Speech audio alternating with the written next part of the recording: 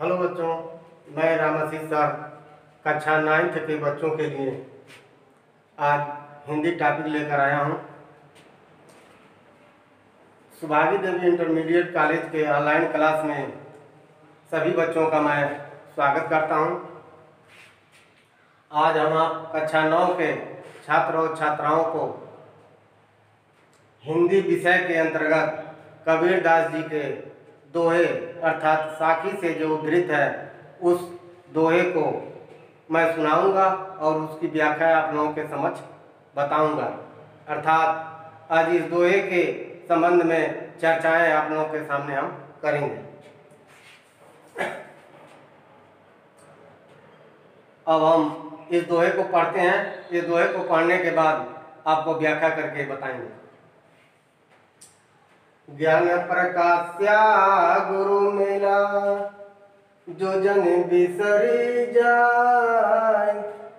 जब गोविंद कृपा करे, तब गुरु मिलिया कबीरा, तब गुरु मिलिया। माया दीपक नर पतंग, भ्रम भ्रम इव पड़ंत। कबीर गुरु ज्ञान ते, एक आदव बरंत। कबीरा एक आदव बरंत। जब मैं था तब गुरु नहीं, अब गुरु है हमना।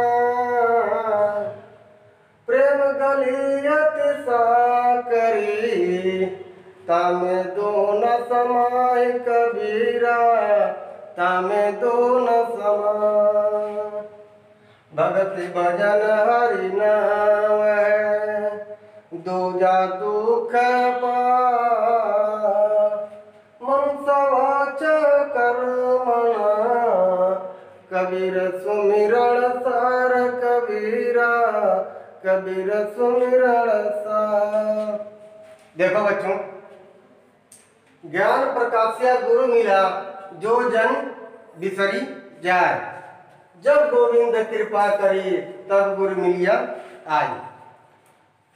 देखो बच्चों, कबीरदास जी कह रहे हैं, कबीरदास जी कह रहे हैं ज्ञान प्रकाश्या गुरु मिला, गुरु मिला जो जन बिसरी जाए।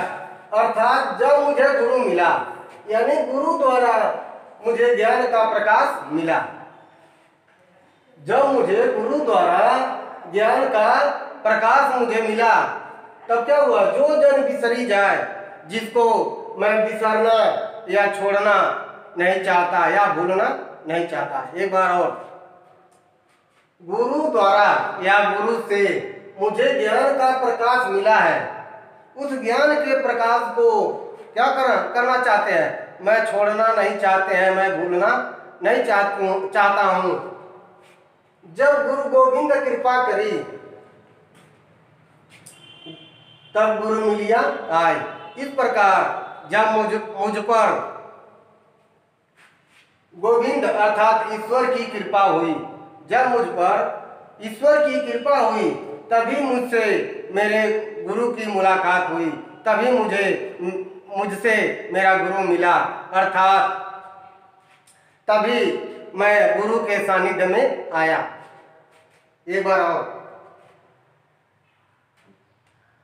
गुरु द्वारा हमें जब ज्ञान का प्रकाश मिला, उस ज्ञान के प्रकाश को मैं छोड़ना नहीं चाहता, मैं भूलना नहीं चाहता।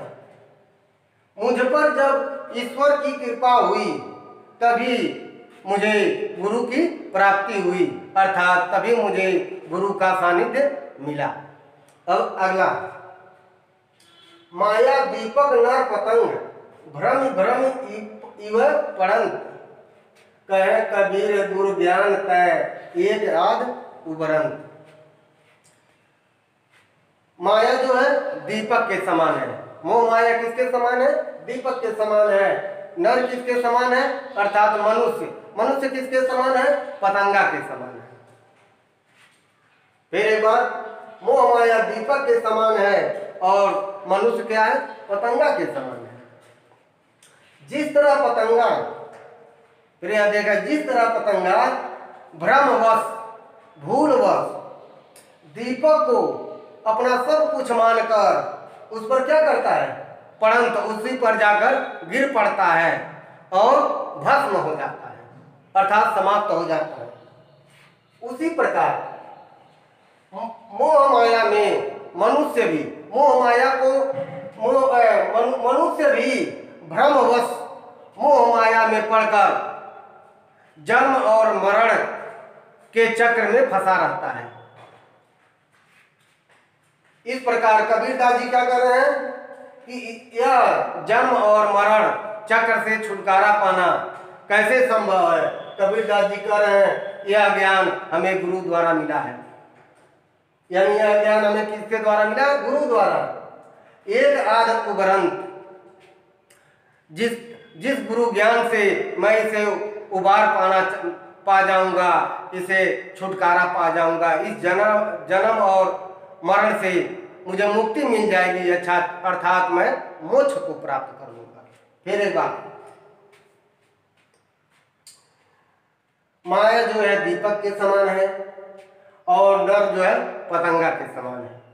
जिस तरह पतंगा भ्रमवश भूलवश दीपक को ही अपना सब कुछ समझकर उस पर जा गिरता है, जा पड़ता है और भस्म हो जाता है, अर्थात समाप्त हो जाता है, उसी तरह मनुष्य भी मोह माया में पड़कर भ्रमवश मोह माया में पड़कर जन्म मरण के चक्कर में पड़ा रहता है।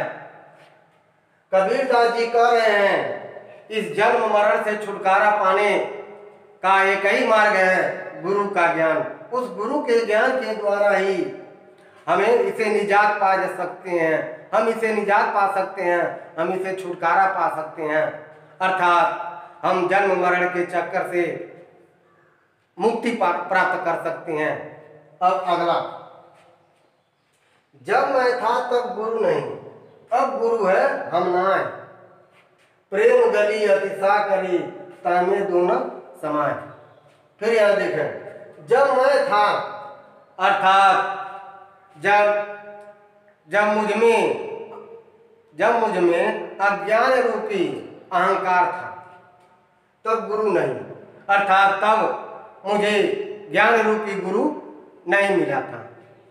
फिर एक बार, जब मैं था तब गुरु नहीं, अब गुरु है हम नाय, अब मुझे ज्ञान रूपी गुरु मिल गया है, इसलिए अब मुझ में अहंकार रूपी अंधकार रूपी अहंकार नहीं है।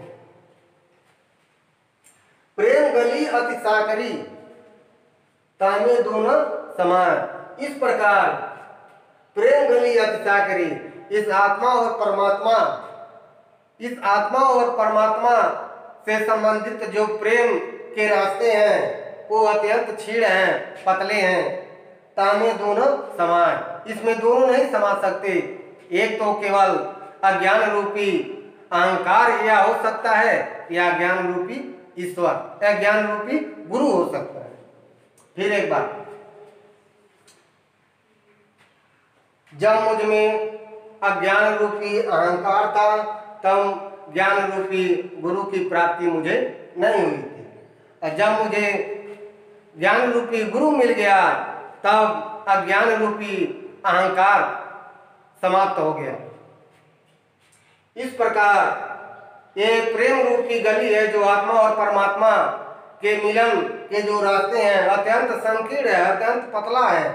इसमें या तो अज्ञान रूपी अहंकार रह सकता है या ज्ञान रूपी गुरु ही जा सकता है या समा सकता है।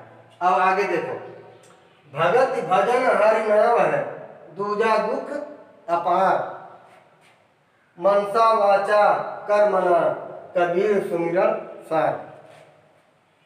भगत भजन हरि नाम है, यानी ईश्वर की भक्ति भजन नाव के समान है। वह नाव जो भवसागर से हमको पार ले जा सकती है, यानी ईश्वर की भक्ति उस नाव के समान है जो हमें भवसागर से पार ले जा सकती है, हमारा उद्धार कर सकती है। दूजा दुख अपार, इसके अलावा जो भी इस संसार में है ये क्या है, ये अपार दुख के समान है। ये सभी अपार दुख के समान है। मनसा वाचा कर्मणा कबीर सुमिरन सार। इस प्रकार कबीरदास जी कह रहे हैं, मैंने हरि भजन को मन से, वचन से और कर्म से स्मरण करके इसके तत्व को, इसके सार को जान चुके हैं। इस प्रकार अब मुझे मोक्ष प्राप्त हो जाएगी या मुझे मुक्ति मिल गई। फिर एक बार भक्त यानी ईश्वर की भक्ति भजन एक नाव के समान है जो हमें भवसागर से पार करा सकती है, जिसे हम इस भूलोक से मुक्ति दिला सकती है। बाकी सब जो है अपार दुख के समान है। बाकी भी जो सांसारिक वस्तुएं हैं वो अपार दुख के समान है। इसलिए कबीरदास जी कह रहे हैं, इस ईश्वर की भक्ति को मैंने मन से, वचन से और कर्म से स्मरण किया है। इस प्रकार मुझे मोक्ष मिल गया है, मैं मोक्ष प्राप्त कर चुका हूँ और जन्म और मरण से मुझे मुक्ति मिल गई है। जहाँ तक हम यही आशा करते हैं बच्चे, आप लोग इस पद के व्याख्या को समझ लिए होंगे और उसको घर पर अध्ययन भी कर लीजिएगा। एक बार नहीं कई बार, जब न समझ में आए तो इस वीडियो को देखते रहिएगा और इस दोहे की व्याख्या को पढ़कर याद कर लीजिएगा। अब इसके नीचे वाले जो पद है उसकी व्याख्या अगले वीडियो में करेंगे। तब तक के लिए धन्यवाद।